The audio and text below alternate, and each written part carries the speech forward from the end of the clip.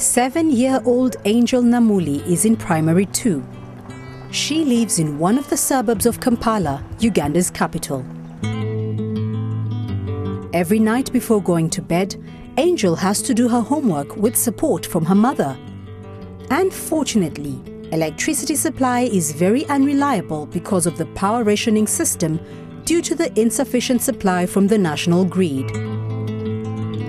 Like many children in Uganda, she has to either rely on a kerosene lantern for source of light or do her homework very early in the morning after daybreak before going to school, a situation that greatly affects her studies. It affects her performance at school because we don't have enough light. We are using lanterns, and at times it also gets off and she misses the homework. From 6 it goes off. At times it's dim, so she can't do her homework as she could.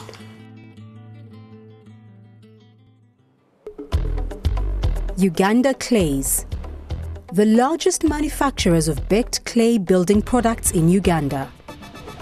The company uses Italian-made heavy clay processing machinery to manufacture a variety of building materials from clay excavated using surface mining techniques. The factory therefore requires sufficient, reliable and affordable electricity supply to efficiently run the machinery in order to satisfy clientele's increased demand and also make profits. However, the current power shortage in the country has compelled the company to resort to the use of diesel power generators, a phenomenon that has brought about the rise in prices of the products due to high costs of production. The loss we incur, particularly on fuels, when we are buying to run our generators, is over 100 million per month in terms of cash, 100 million shillings per month. And not only that, when it occurs when you're not ready with your kiln system to run, the effect on the kiln is worse because you get underbaked products, which you get total loss for that period. Once the product is not baked properly, you have to recycle. And that recycle time you're wasting, you have more fuel on. We use coffee husk by baking. This is more fuel, labor to do the same job, and displacing the product that you should have baked at that time.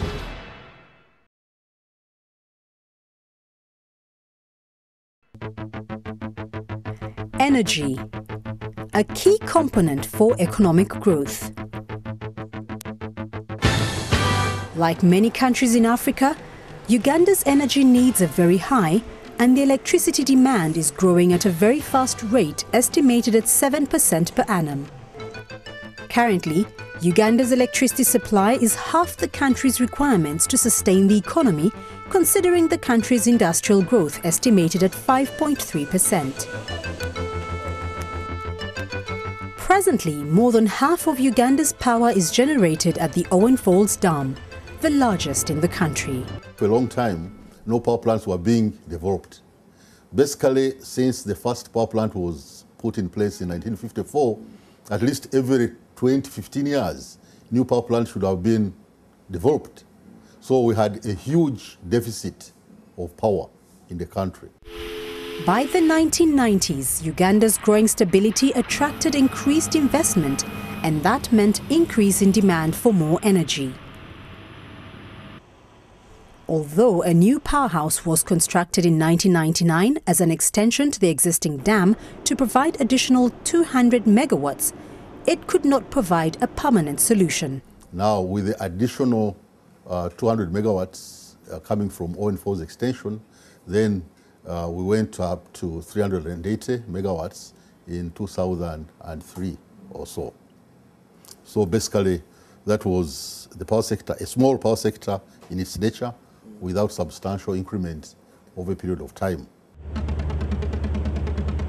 As an immediate measure to mitigate the critical problem of inadequate electricity, government turned to thermal power generation as a supplementary alternative. But it could not satisfy the growing demand.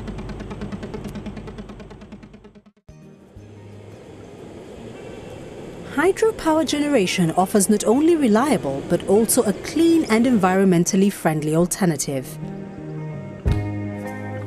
Uganda's varied water bodies provide a wide range of choices for potential development of hydropower plants, including the upstream sections of River Nile, characterized by a series of rapids.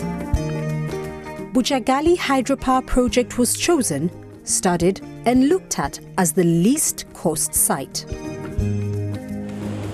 The Bujagali Falls lie some 10 kilometers below Lake Victoria, Africa's largest lake and source of the River Nile. The Bujagalis are distinctive because of the sheer volume of water cascading over the series of low rapids. In 1999, Parliament passed a law that put an end to government's monopoly over the power sector.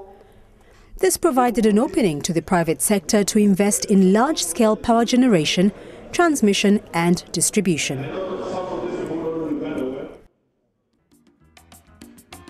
A private investor, Bujagali Energy Limited, expressed interest in investing in this largest project in East Africa. Bringing in 250 megawatts, the project will almost double the country's installed capacity. In 2005, the government asked for international expressions of interest to develop the Bujagali project. Bell was one of the organizations that responded to this request from the government and was ultimately selected as the winning proposal for this project. The $800 million worth project involves a consortium of 10 lenders. And of the 10 lenders that were selected, the African Development Bank was a key participant in that in the lenders group.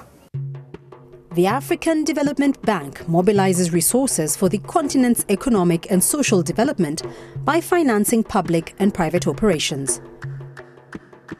The African Development Bank invested in the project $180 million and $70 million for the construction of a 75-kilometer-long transmission line. Now, this particular loan has benefited from collaboration of the ADB and the government of Japan. Was entered into between the African Development Bank and the government of Japan for an enhanced private sector assistance, which is called EPSA. This Japanese assistance is extended through the Japanese International Cooperation Agency, JICA. Under the mode of funding, JICA does not need to have any direct link to the beneficiary, but requires periodically reports on the progress of the projects from the ADVs. Work on the 250 megawatt hydropower project commenced in mid-2007. The project employs a workforce of 2,500 people, thus improving the lives of more than 12,000 people.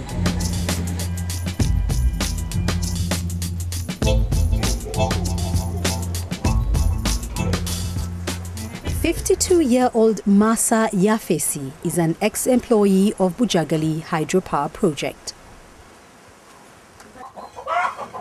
He is clearing his chicken's house as he prepares to restock it with new birds. This is one of the many benefits Yafesi earned from offering his services at the project. As a local community leader, Yafesi was employed as a community liaison officer. By the time his contract expired last year, he had earned enough to take care of his family of 8, pay school fees, renovate his house and invest the rest in properties. The salary I was getting helped me to educate my children. And I'm very proud that one has already finished her university and she's working with one of the giant telecommunication companies. And 2 are at university. One is in senior 5 and one is in joined senior 1 this year. When I got the job, I renovated my house to the standard you can see. I managed to put up some business houses, 2 business houses down at our trading center. And my poultry farm, I increased on the number of the birds I had. By the end of 2010, 4 years down the road, substantial progress had been made on the Bujagali hydropower project. The majority of the civil works are now complete. We're essentially saying the project is over 80% complete at this point in time.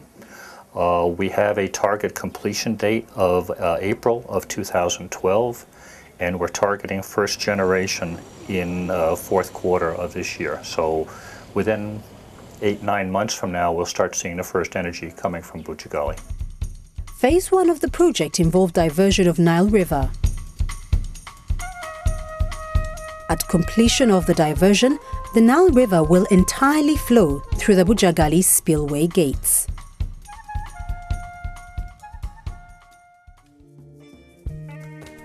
A project of this magnitude no doubt has tremendous impact on the surrounding communities. A special program was instituted for resettlement and compensation of the 86 families that were affected. 120 acres of land was acquired within close proximity to the project to resettle 34 of the 86 affected families. We had different alternatives of resettlement. You would either come here at the Naminya resettlement, where a house is constructed, and you live in this house, or you would be given alternative building materials that would put up a similar house and the other facilities, and then you relocate to the area of your choice. And 50 of the other displaced people chose that option, and they moved to other areas of their choice. Each of these houses is built on an acre piece of land for which the occupant has title deed ownership. Besides provision of housing facilities, the program provided income-generating projects to the families to support them in settling in the new location. Mukisa Rebecca is one of the beneficiaries of this project. She was relocated from the project area where she was living in a grass-thatched house built on an 1/8-acre piece of land. She was subsequently resettled here at Naminya in a modern iron-roofed house where she lives with her husband and 6 children. Omuzungu yagamba ati ayamu eri kati era n'akituukiriza najja n'atuzimbira amayumba gano nga mwe mwali n'eryange eno. Kati awo bwe bagamba nti bw'oba okkiriza okugenda e Naminya ojja ng'olina ennyumba oba ya ssubi oba ya bbaati oba ya matoffaali tujja kulibirira ennyumba ey'obuwangaazi era yeeno. Kati nze nali mu nnyumba ya ssubi. Mu nnyumba ey'essubi Mukama n'akola amagero n'ampaamu amaka. Sisobola kugiyita nti nnyumba wabula amaka. Kubanga byonna weebiri. Community social facilities such as health centres, village agricultural produce markets, classroom blocks and a business centre have been established to benefit the communities. One of our goals with Bujagali is to make sure that these people are properly and respectfully dealt with on an individual basis such that they can pick up their lives at a different location, but they're definitely no worse off than where they were initially, with the goal to actually make them better off to where this is. So that could be through education, through various assistance programs, through housing upgrades and so forth like that. The construction of high-voltage power lines to evacuate the power from Bujagali to the grid is in advanced stages. It is a 220 kV line constructed from Bujagali, running up to Kawanda. It is a suburb of Kampala, 75-kilometer line. Then from Kawanda, we are building another, under the same project, another line to 132 kV to connect to Mutundwe, the existing grid. The transmission line will be managed by the Uganda Electricity Transmission Company Limited, UETCL, on behalf of the Government of Uganda. The ADB loan is expected to be paid back in 40 years with a 10-year grace period. So the tariff definitely will be manageable.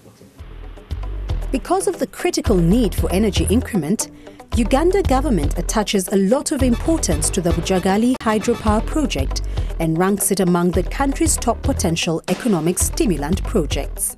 If you don't have adequate power supply, the economy clearly declines in growth. If you have increment in power supply, especially for industrial growth, for commercial operations, for everybody, then the economy grows very fast. So clearly we expect that with the coming of Bujagali, this will boost the economic development of this country. We are optimistic that when this Bujagali power station starts, it will pump in more power into the grid and also give sufficiency for the consumers to rely on. We shall not have this load shedding power cuts this way. But we also expect the government to re-establish the power line.